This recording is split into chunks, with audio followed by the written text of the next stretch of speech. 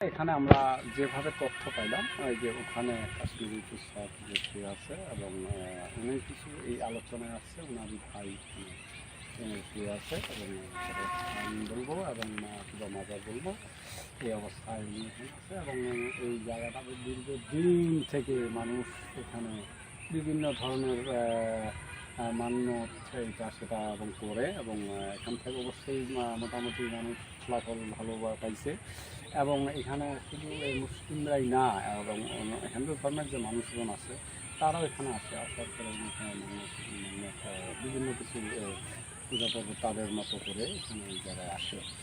এই যে বিষয়গুলো আসলে এই তারা এখানে তারা যে সমাজের জন্য মানুষের জন্য তারা ভালো কিছু করে গেছে আসলে তাদের লজিক হলো আল্লাহ পাক তাদের দুনিয়াতে মৃত্যুর পরেও তাদের তাদের নিয়ে কথা বললে এবং তাদের তার জন্য একটু আমরা আসছি একটু দোয়া করলাম একটু সালাম জানাইলাম তাহলে ভালো ব্যক্তির প্রত্যেকটা জায়গায় মৃত্যুর পরেও ভালো কিছু হয়।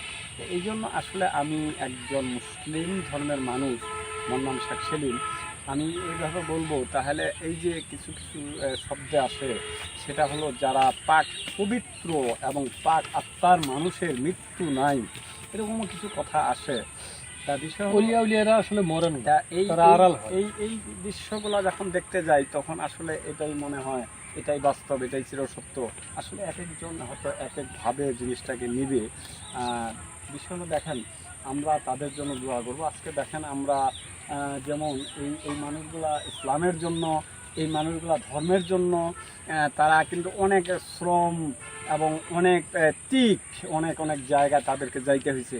আসলে তাদেরকে যখন আমরা যদি মানে তাদের স্থানগুলোকে যদি আমরা পবিত্রভাবে না নেই তাহলে যেমন বর্তমান এখন একটা পরিস্থিতি তৈরি হয়েছে দেখেন বাপ যদি ছেলে যদি বাবাকে না মানে তাহলে এদেরকে আসলে এই পশুর ভিতরে কিন্তু গণ্য করা হয় বুঝছো না।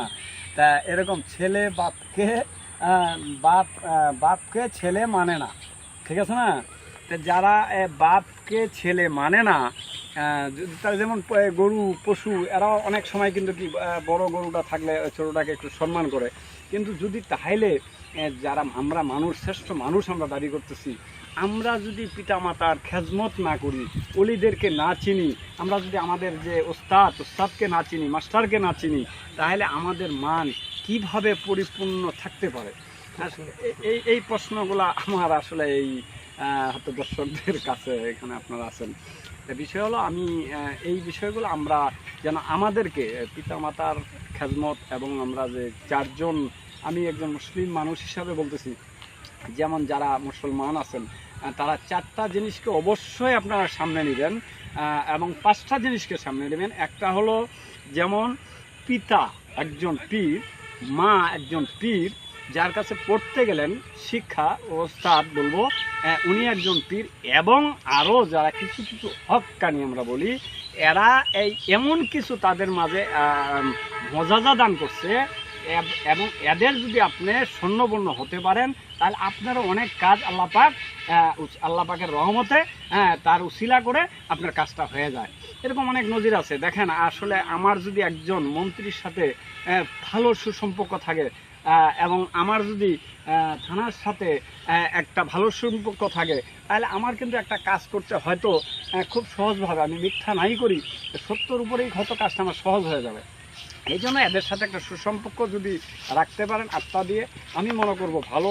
আসলে অনেক লোক বলে পীর কি আসলে পীর মানে না যারা যেমন আমার একটা কথা বলেই ফেলাই যারা কোনো মুসলিম দাবি করে পীর মানে না বুঝছেন না আসলে আমি মনে করব তারা আসলে বুঝে না তারা বুঝে না এই কথাটা সবসময় মাথা রাখবেন। যেন পীর চারজন যারা যদি কেউ বলে আমি আমার বাপকে মানি না আমি আমার মাকে মানি না আসলে এই ব্যক্তিটার সাথে আপনি যদি তর্ক করতে যান অনেক হয়তো বোকামি হয়ে যেতে পারে। তর্ক নয় এই ব্যক্তিটা কে হয়তো নাবুদ আমরা তাকে যেন ধারাবাহিক একজন আরেকজনকে বুঝাইতে পারি।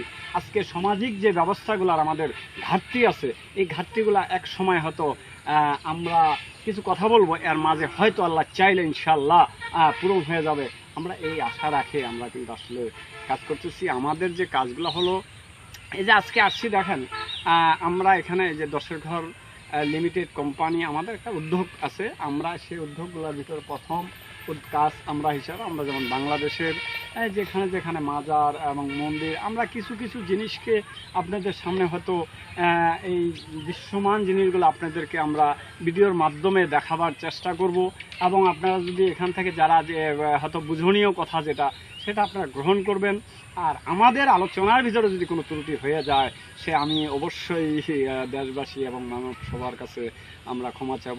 আসলে দেখেন আমরা এইভাবে একটু কাজ করতেছি, যেমন আদম হাওয়া থেকে আমরা এই মানুষ সৃষ্টি, এরপরে বিভিন্ন ধর্ম বিভিন্নভাবে, তা আমরা যেন সকল মানুষের মাঝে সুন্দরভাবে কাজ করে আগাইতে পারি এইভাবে আমরা, এবং আমাদের ভিতরে যেন একটা সুসম্পর্কের একটা স্থানে আমরা যাইতে পারি, এরকম একটা উদ্যোগ নিয়ে আসলে আমরা কাজ করতেছি। আমাদের জন্য আপনারা অবশ্যই দোয়া রাখবেন, আমরা যেন প্রতিটা জায়গায় যাইতে পারি এবং আল্লাহ যেন আমাদেরকে হায়াত নিশ্চিত করে এবং আমাদেরকে যাওয়ার জন্য তৌফিক দান করে। এই জন্য আমরা দেশ ও এলাকার সকলের কাছে দোয়া চাই এবং এই দোয়া চাই আজকে এখানে শেষ করতেছি। আজকে আমরা এখানে আমাদের কোম্পানির একজন আসলে পরিচয়টা আমি এখন এই মুহূর্তে এই ভিডিওতে না দিচ্ছি, এখন আমাদের লোকজন আছে, আমরা পরবর্তীতে ভিডিওতে অবশ্যই আমরা ধারাবাহিক জিনিসগুলো আপনাদেরকে জানাই দেওয়ার চেষ্টা করব। আর আমাদের এগুলো আসার পরে আপনারা আসলে একটু নিজেও কি দেখবেন, দেখার পরে হয়তো অনেক সময় আমাদের কাজ করতে যায় একটু অনেক সময় বিরতি হয়ে যেতে পারে, ঠিক আছে? এটা আমরা সংশোধন করার চেষ্টা করবো সর্বোচ্চ। ঠিক আছে, আসসালামু আলাইকুম।